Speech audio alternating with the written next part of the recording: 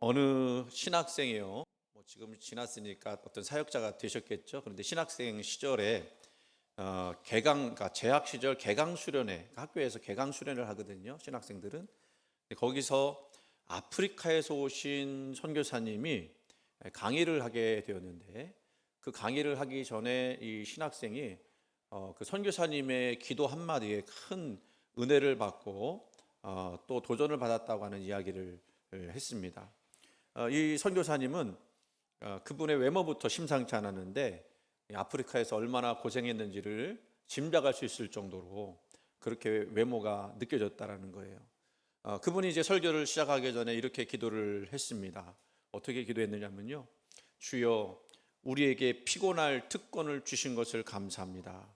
우리가 주를 위해 좀 더 피곤하게 하옵소서. 그 첫 마디를 기도를 했는데, 그 기도 첫 마디가 이 신학생의 마음을 흔들었습니다.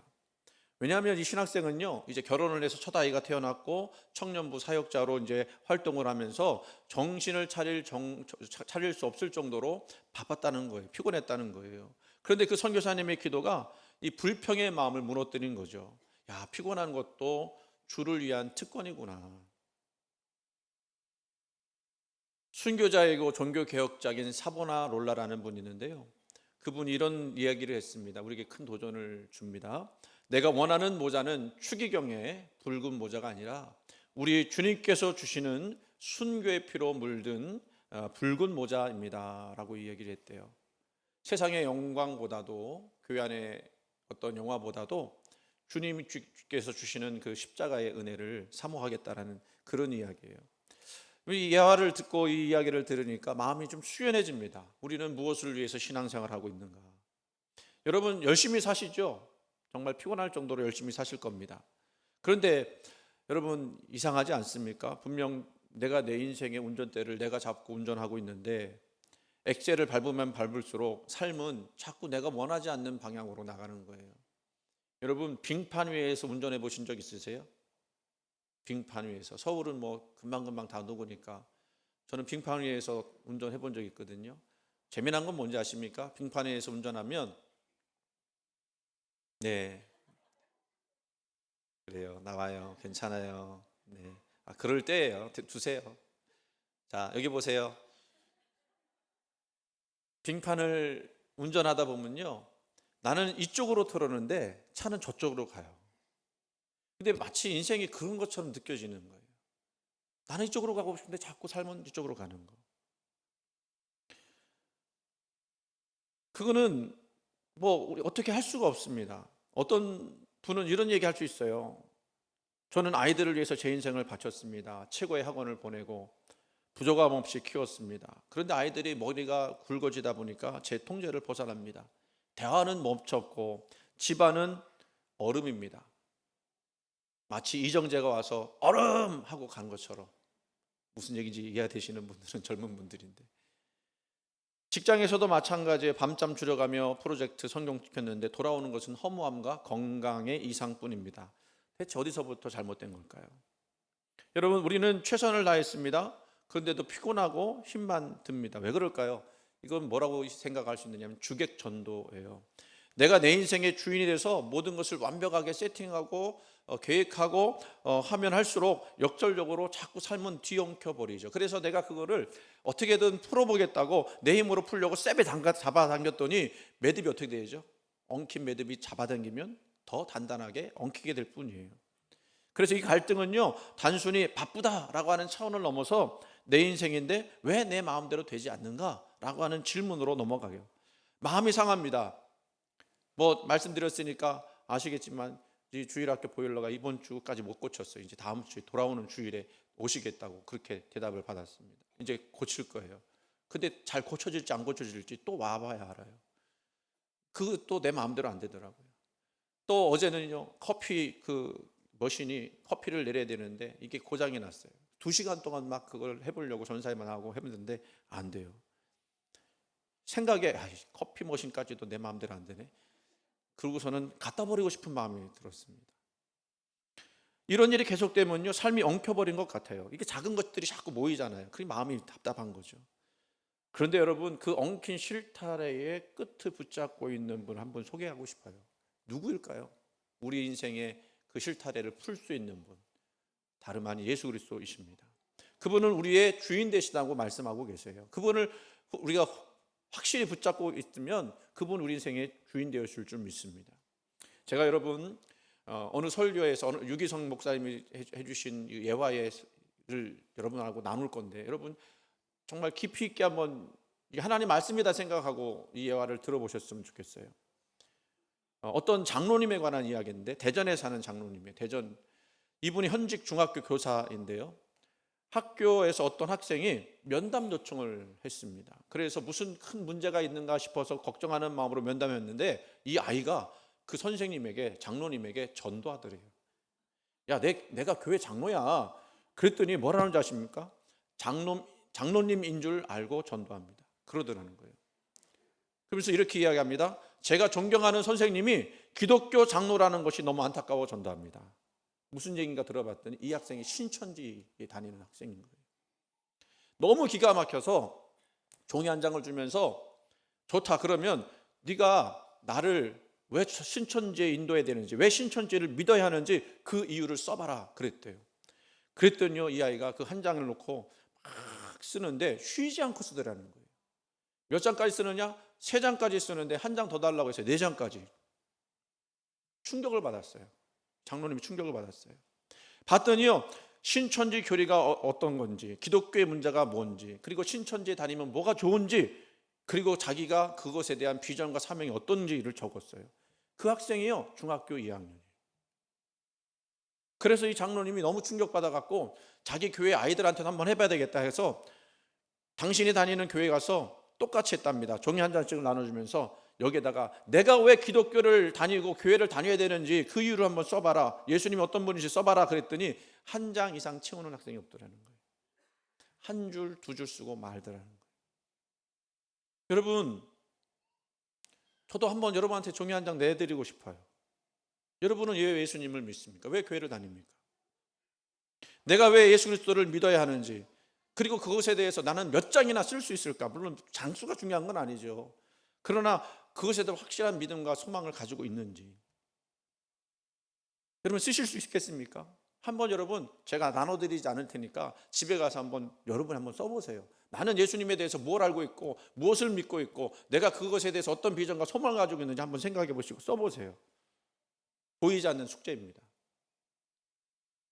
지금은 돌아가신 한국의 지성 이어령 교수님, 이분은 무신론자였는데 따님이 예수 믿고 목사님 되면서 그 전도 받아갖고 예수님을 믿기로 작정한 거 아니에요. 그랬더니요, 사람들이 그렇게 무신론자였던 이어령 교수가 예수 믿게 되었다고 하니까 질문을 던지는데, 그 많은 질문 중에 한 가지가 뭐냐면 하나님 만나봤냐는 거예요.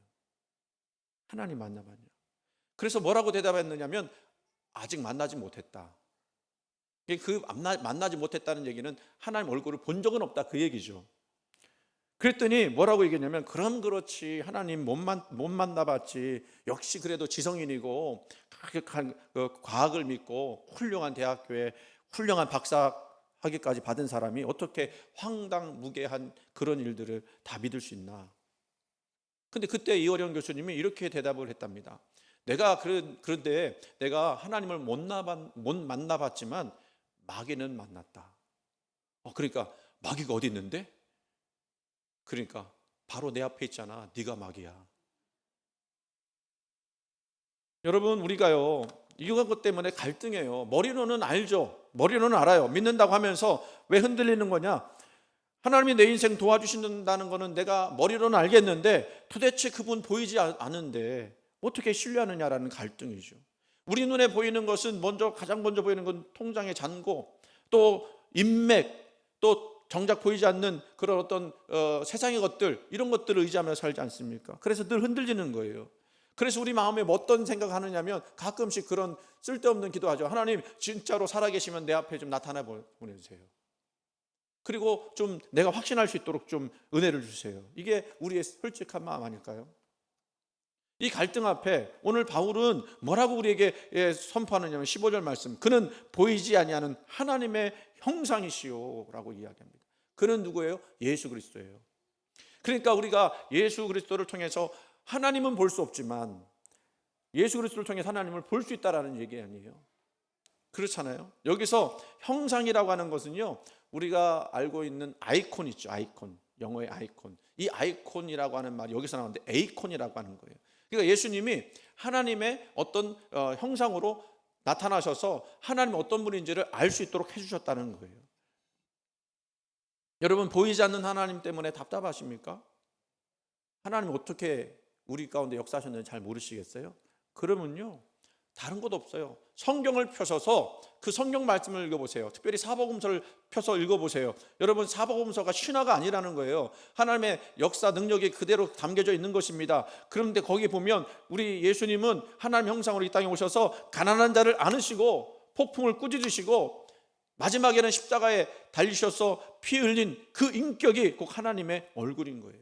주님이 뭐라고 말씀하셨어요? 나를 본 자는 아버지를 보았거늘 이라고 말씀하십니다. 내가 너희한테 하나님 어떤 분인지 다 알려주지 않았냐? 그래서 여러분, 우리가 이 말씀을 읽을 때는요, 이 신앙이라고 하는 것이 결코 추상적인 것이 아니라 실제적으로 우리 삶 가운데 역사하시는, 들어와 간섭하시는 예수 그리스도를 볼 때 이 갈등들은 해결이 되는 거예요. 믿으십니까? 근데 그 예수님이 그럼 어떻게 나와 내 삶 가운데 상관하시느냐? 17절 말씀으로 넘어가면 뭐라고 말씀합니까? 또한 그가 만물보다 먼저 계시고 만물이 그 아래 함께 섰느니라 라고 말씀하십니다. 만물보다 먼저 계시다는 얘기는 지난주에도 말씀드렸어요. 근데 그분이 이제는 만물과 함께 섰다라고 이야기합니다. 만물 안에 우리도 포함되어 있어요. 그러니까 하나님이 우리 인생을 함께 하시면서 서게 하신다는 거예요. 이 선다라는 말은요, 지탱하다, 유지하다라는 말이에요. 하나님은 우리의 인생을 지탱하고 유지케 하신다는 뜻입니다. 한번 잘 생각해 보세요. 지구과학적으로 좀 아시는 분들은 이게 무슨 말인지 알 수 있을 겁니다. 지금 지구는 가만히 있는 것 같죠. 그런데요, 상상할 수 없는 속도로 지금 돌고 있어요. 그게 시속 몇 킬로냐면 1670km. 우리는 느끼지 못하죠. 그렇죠. 놀라지도 않아. 시속 100km만 달려도 엄청 빠른 건데 시속 1670km로 지금 지구가 움직이고 있다는 거예요. 근데 우리가 어떻게 해요? 그러면 날아가야 될 거 아니에요. 날아가지도 않고 가만히 붙어 있어요. 지구가 태양으로부터 좀 더 가까워지면 우리는 타 죽고요, 조금만 멀어지면 우리는 다 얼어 죽어요. 이 정교한 균형을 누가 붙들고 계시냐는 겁니다. 조금만 생각을 열고 이런 것들을 우리가 생각해 볼 때 이게 우연히 된 일일까? 정말 누군가가 하지 않고 정말 그냥 되어지는 대로 되다가 그냥 이렇게 된 것인가? 그거가 더 무지한 생각이 아닐까 생각이 보여요. 과학자들은 그것을 뭐라고 얘기하냐면 법칙이라고 이야기하지만 성경은 그것은 하나님의 주권, 그리스도의 주권이라고 말씀하고 있어요. 여러분, 이 세상은 하나님의 주권 가운데 붙들려 있는 줄 믿으시기 바랍니다. 이 거대한 세계를 움직이시는 분이, 여러분 가만히 생각해보면 우리 직장 문제, 자녀 문제 해결해 주시지 않으시겠습니까? 여러분이 잠든 사이에도 심장은 막 뛰고 있어요. 그냥 뛰는 것 같죠. 그러나 그거 뛰게 하시는 분이 계세요. 여러분의 배 속에서 공기를 주입하시는 분이 계세요. 그게 우리 그리스도이십니다. 성경은 그렇게 말씀하고 있어요. 내 인생이 무너질 것 같은 공포가 엄습할 때에 기억하십시오. 나의 삶을 붙들어 주시는 분은 우리 주님이시다. 그리고 여러분의 이 가녀린 인생도 붙들고 계신 줄 믿으시기 바랍니다. 여러분 가만히 생각해 보세요. 자꾸 가만히 생각해 보라는 말을 많이 하는데, 오늘 하나님 없는 삶과 하나님 없는 사회는 어떨 것 같습니까? 이유 없이 혼란스러워요. 왜 이런지 모를 정도로 혼란스러운데 그 이유를 알 수가 없어요. 그냥 카오스예요. 뭔가 막 사건이 벌어지는데 그 이유를 몰라요. 병이 들어도 어떤 때는 병명이 뭔지 모르는 분도 계세요. 현대의학으로는 찾을 수 없는 그 병도 있어요. 또 병을 알기는 아는데 치료가 또 잘 안 돼요. 왜 안 되는지 의사도 잘 몰라요. 이상합니다. 왜 이러는지 모르겠다는 거예요. 안 풀려요. 이게 하나님을 떠난 인생의 모습인 거예요. 문이 잘 안 열리는 거죠. 실패를 계속 하는데도 왜 실패가 계속되는지 몰라요. 그래서 뭐라고 얘기하냐면 재수없다라고 얘기해요. 그래서 그것도 안 되니까 이제는 이름도 바꾸고 또 심지어는 조상의 묘도 바꾸고 별의별 행동들을 다 하는 거예요. 또 그렇게 하다가 안 되면 예수 믿는 사람들도 점집 찾아가기도 하고. 여러분, 현대인들의 문제가 거기 있어요. 하나님 아버지가 함께하지 않으시면 안 된다는 것을 모르는 거예요. 문제를 못 풀어요. 짐이 무겁습니다. 그러나 여러분, 우리 인생을 붙드시는 분이 우리 주님이심을 고백하는 사람에게는요, 그 인생에는 너무나도 명확한 이유와 목적을 발견하게 되는 줄 믿으시기 바랍니다. 심지어는요, 고난까지도 이유를 알게 돼요. 사람들이 왜 방황하는지 아십니까? 고난의 이유를 모르기 때문에 방황하는 거예요. 그런데 우리는 예수 안에 있으면요, 고난까지도 그 이유가 있다는 걸 알게 되는 거예요. 제가 종종 얘기했지만 저하고 아주 가까이 하지만 너무 물리적으로 너무 멀리 계신 부산에 있는 목사님인데, 뭐 주중에 한두 번씩 꼭 전화하고 안부를 물어보는 목사님이에요. 저보다 나이가 좀 많으신 분인데, 이 아들이 공군에 입대를 했어요. 그래서 시간이 한 1년 정도 지났나? 어느 날 사고를 당했다는 거예요. 무슨 사고를 봤나 봤더니 그 2톤 그 지게차에 짐을 잔뜩 실었는데 그 지게차가 이 아들의 발목을 밟고 지나간 거예요. 가서 상황을 보니까 이 아들의 발을 절단해야 될 정도로 문제가 심각한 거예요. 이 뒤꿈치가 있는데 뒤꿈치가 덜렁덜렁 떨어졌었대요. 이 아버지가 교회가 그렇게 뭐 이렇게 형편이 넉넉한 교회도 아니고 힘든 교회였고 이제까지 굉장히 목회를 어렵게 해온 분이에요. 근데 내가 보니까 자녀들은 참 잘 되는 것 같아서 참 감사하다 생각했는데, 그 아들이 그렇게 됐다니까 이 아버지 마음 얼마나 무너졌겠어요. 근데요, 나한테 전화를 하면서 뭐라고 그러냐면, 한탄인지 감사인지 자기도 잘 모르겠다고. 뭐라고 그러냐면, 이게 몰핀을 맞아도 너무 아플 정도로 그 괴로운 상황인데, 이 아들이 걱정하는 게 뭔지 아세요? 지 다리가 잘려질지 안 잘려질지 모르는 순간인데, 저를 밟고 지나간 지 동기, 그 동기를 걱정하더래요. 그 동기가 이 사건으로 멘붕이 온 거예요. 정신적인 치료를 받을 정도로 충격을 이 친구도 받아요. 왜냐하면 덜렁덜렁 떨어질 정도로 밟고 지나가서 자기가 그렇게 했으니까. 이 아버지가 그 얘기를 듣고, 내가 잘 키우긴 키운 것 같은데 지금 지가 그렇게 생각할 때가 됐냐? 라고 하는 마음이 이제 속상한 거죠. 자기는 아들이 불구가 될지도 모르는데. 여러분, 제가 그걸 들으면서, 예수 믿는 사람은 이런 거구나. 그렇죠? 내가 지금 죽어가는 상황인데도 나의 삶의 목적과 뜻이 있음을 분명히 아는 거예요. 그래서 그걸 가지고 그 스펙트럼처럼 다른 사람에게 생명을 보여주고 또 은혜를 끼치고, 아니 내가 지금 죽을 것 같은데 다른 사람 걱정할 수 있는 게 정상이냐고요. 근데 그게 예수 믿는 사람의 모습이라니까요. 그게 뭐예요? 하나님이 내 인생을 붙들고 있다는 것을 확신하지 않으면 안 되는 일인 거예요. 다행히 지금 많이 이제 치료가 됐어요. 치료가 돼서 이제 한 일주일 동안은 시커먼 멍이 막 그냥 다리 장단지까지 막 올라와서, 그거를 보는 그냥 아버지의 마음이 그냥 너무너무 힘들고 어려웠을 텐데, 다행히 이제 접촉이 잘 돼서 뭐 이제 좀 잘 될 것 같다라는 얘기를 하고 있다고 그래요. 의사들은 참 나쁘죠. 뭐 가장 안 되는 것부터 얘기해요. 뭐 잘못하면 자를 수 있다, 안 되면 죽을 수 있다, 뭐 얘기하다가 잘 되면 자기가 잘한 것처럼 생각하고 말하고. 여러분, 그래서 우리는요, 우리 삶을 주님께 맡겨드릴 필요가 있어요. 왜냐하면 거기서 다 해석이 되거든요.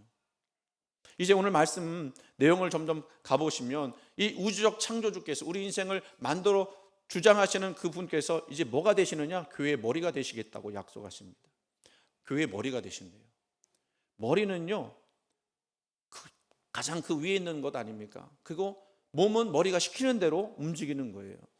여러분, 여기서 질문 드리고 싶은 것이 있습니다. 여러분 인생의 머리는 누구입니까? 겉으로는 주여 주여 하지만 실제 결정적인 순간에 내 경험, 내 고집, 내 감정, 내 과학적 사고가 머리 노릇하고 있지 않습니까? 어떤 분하고 대화하다가 참 그렇구나 하고 생각한 이야기가 있어요. 뭐라고 그러냐면, 우리가 아멘 아멘 하지만 착각하는 게 뭐냐면, 아멘만 하면 자기가 신앙생활 잘하는 줄 알고 있다라고 하는 거예요. 제가 그렇게 그 얘기 들으니까 그렇지라고 하는 생각을 많이 했어요. 그래, 우리가 이렇게 앉아 있어요. 아멘해요. 고개도 끄덕끄덕 하셨어요. 신앙이 있어 보입니다. 괜찮아 보입니다. 그런데 내 삶 속에 내가 아멘한 말씀에 대한 그런 실제적인 적용이 있느냐? 그대로 우리가 믿고 있느냐? 여러분 겸손히 주님 앞에 섭니까? 주님의 뜻대로 행하고 계십니까? 그리고 만약 내가 그렇게 살지 못할 때는 여러분 가슴을 치면서 회개는 해보셨습니까? 여러분 우리는 너무 자주가 아니고 거의 24시간 대부분 내가 머리가 되어서 인생을 끌고 가려고 해요. 기도하지 않습니다. 주님께 맡기지 않습니다. 근데 오늘 본문은요, 예수님이요 만물의 으뜸이라고 말씀하고 있어요. 으뜸. 으뜸이라는 건요 2순위, 3순위, 4순위 밀려난다는 얘기가 아니에요. 1순위라는 뜻입니다. 대체 불가능한 첫 번째 자격을 가졌다는 뜻입니다. 근데요 우리가 이것을 생각해 볼 때 이것은 우리에게 압도적인 진리예요. 왜냐하면 이 진리를 붙드는 순간 우리 인생은 바뀌어질 수 있기 때문에 그래요. 아니 만물의 창조자 되신 하나님이 우리 인생의 으뜸이 되어주신다? 놀라운 일 아닙니까?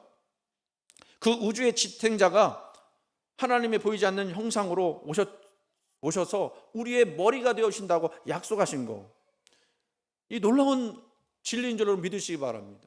이 말씀을 여러분 마음속에 새기면서 묵상해 보시기 바랍니다. 여러분의 인생, 여러분의 하루하루를 만물의 으뜸 되시는 우리 주님이 내 인생의 머리가 되어주시기 원하신다라고 고백하면서 나가보시기를 원합니다. 그런데 그분이 우리에게 으뜸이 되시고자 한다는 것은 단순히 우리를 통제하고 조정하기 위해서 그랬을까요? 여기에 어떻게 보면 기독교의 가장 역설적인 그리고 강렬한 은혜가 있습니다. 만물의 으뜸 되신 그분. 근데 그분이요 가장 밑바닥까지 내려오셨어요. 뭐죠? 바로 십자가를 지신 거예요. 18절 말씀 보니까 죽은 자들 가운데서 먼저 나시니라고 예수 그리스도를 말씀하고 있는데요, 우리 으뜸이신 그분이 죽음의 자리까지 내려가셨다는 거예요. 왜 그랬을까요? 온 우주의 주인이시고 또 창조주이신 그분께서 왜 십자가라고 하는 가장 처참한 실패 자리까지 벌겨벗겨진 채 매달리셔야만 했을까요? 그건 다른 것이 아니에요. 우리가 알죠. 뭡니까? 바로 죄로 인해 뒤엉키고 찢겨진 저와 여러분의 인생을 다시 살려내기 위해서예요. 그분의 십자가를 통해서 우리가 살려내기 위해서 그분은 그렇게 낮아지시기 원하셨다니까요. 우리가 내 인생의 주인이 되어서 제멋대로 운전하다가 처박아버린 그 절망의 구덩이 속에서 우리를 끄집어내시기 위해서 직접 그 구덩이 가운데 들어오신 분이 우리 예수님인 거예요. 그분은 우리를 위해서 대신 죽으셨고 죽어있던 우리를 그분의 몸으로 다시 살리신 거예요. 할렐루야. 그래서 여러분 우리가 믿어야 됩니다. 왜냐하면 머리는요 항상 몸을 포기하지 않아요. 머리가 살아있는 한 몸은 반드시 살아날 줄로 믿습니다. 이제 우리 결단해야 합니다. 아직도 내 인생의 보좌에 내가 앉아서 주님 이것 좀 도와주세요, 저것 좀 해결해 주세요 명령하고 계시지 않습니까? 머리라고는 내가 인정하는데 그 머리 노릇을 내가 하고 있는 건 아니라는 거예요. 그건 주님을 으뜸으로 여기는 것이 아니라 종으로 여기는 것입니다. 내 인생에 주님을 비서로 전락시키지 마셨으면 좋겠어요. 연세대학교 신학과 교수 김학철 교수님이라는 분인데 이분이 매체에 많이 나와요. 그분의 이야기들 중에 정말 이것도 한번 생각해 봐야 되겠다는 이야기가 있었는데 이런 얘기예요. 어쩌면 우리에게 너무나 당연한 이야기인데 가끔 너무 듣기 싫은 말이 있다는 거예요. 당연한 이야기인데 듣기 싫은 말. 그 이야기를 하면서 잠시 뜸을 들입니다. 말하기가 두렵다고 이야기해요. 왜냐하면 잘못 들으면 오해할 수 있는 말이기 때문에. 그런데요 한번 잘 들어보세요. 그 김학철 교수가 거북하게 듣는 말은 이런 말이었어요. 예수께서 나를 위해 죽으셨다. 맞습니까? 안 맞습니까? 예수께서 나를 위해 죽으셨다. 맞는 말이죠. 근데 강조점이 예수께서가 아니라 누구에게 있는 거예요? 나를 위해. 예수님이 우리를 위해서 희생하시고 죽으셨음을 부정하는 말이 아니에요. 그런데 하나님이 나를 위해 죽으셨기 때문에 그 다음에가 문제죠. 하나님은 나한테 이런 것 저런 것을 해줘야 마땅하고 심지어는 하나님이 사랑하는 나를 네가 나를 함부로 해? 라고 하면서 자기에게 몰두하는 거, 그것이 나쁘다는 거. 그건 자기 우상화예요. 신앙심을 가진 것 같지만 자기 우상화예요. 자기에게 몰두하는 겁니다. 여러분 이런 신앙이 교회에 얼마나 많이 팽배했는지 알 수가 없어요. 왜? 겉으로 볼 때는 그럴듯하게 보이니까. 여러분 잘 생각해 보세요. 하나님이요, 나를 사랑하셨기 때문에 나를 위해 죽으셨고 구원하셨습니다. 그러면 나에게 강조될 것이 아니라 우리는 누구에게 초점 맞춰야 돼요? 하나님께 초점 맞춰야 돼요. 그렇다고 우리가 그것을 생각해 볼 때 더 달라고 할 것도 없습니다. 오히려 우리는 어떻게 하면 나를 사랑하시는 분을 위해서 내가 영광을 돌릴 수 있을까? 내가 어떻게 하면 그분의 마음을 기쁘게 할 수 있을까? 어떻게 하면 하나님이 기뻐하시는 신앙이 될 수 있을까? 고민하고 나가야 돼요.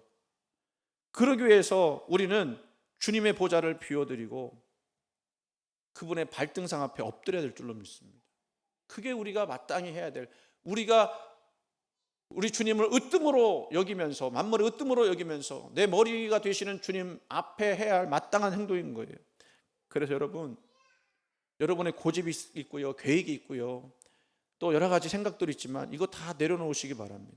그리고 뭐라고 얘기해야 되냐면, 주님, 저는 제 인생을 감당할 실력이 없습니다. 우주를 붙드시는 주님이 제 인생의 머리가 되어 주시옵소서. 울면서 나가야 돼요. 그렇게 우리가 주님을 나 인생의 으뜸으로 모시는 순간, 사실 우리가 밤잠 설치며 잠 못 자는 그런 고민하는 문제는 이제는 나의 문제가 아니라 우리 주님의 숙제가 될 줄로 믿습니다. 그리고 우리 삶의 모든 현장에서 주님이라면 어떻게 하실까를 묻는 그 치열한 순종이 만물의 으뜸이신 그분을 가장 영화롭게 하는 성도의 태도라는 사실을 깨닫기를 간절히 원합니다. 성도 여러분, 기억하시기 바랍니다. 우리 인생은요, 우연하게 던져진 존재가 아니고요, 만물의 으뜸이신 그리스도께서 나를 위해 죽으셨고 이제 우리의 머리가 되어서 우리를 붙들고 계시다는 사실을 기억하시기 바랍니다. 세상은 흔들려도 우리 주님은 흔들리지 않습니다. 세상은 우리를 버려도 머리 되신 주님은 우리를 절대 포기하지 않습니다. 이것은 압도적인 은혜예요. 세상 그 무엇과도 바꿀 수 없는 은혜인 줄 믿습니다. 이 은혜에 여러분의 전생애를 맡겨보십시오. 분명히 하나는 알아야 합니다. 천지를 지으신 하나님이 내 아버지시다. 그리고 그분의 아들은 우리의 구세주시다. 시편 100편에 보면 너희는 알지어다 라는 말씀이 나와요. 뭘 아십니까? 하나님이 너희를 기르시는 분이심을 너희가 알지어다. 우리 하나님 창조주 하나님이세요.